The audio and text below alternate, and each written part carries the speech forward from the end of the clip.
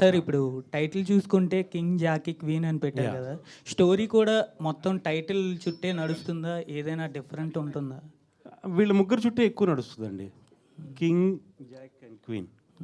ఆ టైటిల్ పెట్టడానికి కారణం ఏంటి సార్? ఫస్ట్ ఆఫ్ ఆల్ ఎలా అంటే inspire- కింగ్ అంటే is the king of the gangster world.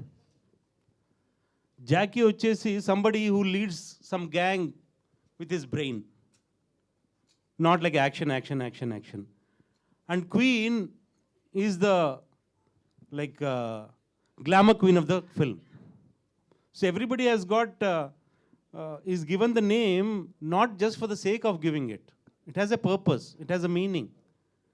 It comes out from their backdrops, the act they are doing, ఏం చేస్తున్నారు అని దాన్ని బట్టి వస్తుంది. Not like just for stylish, not like not like Yash film.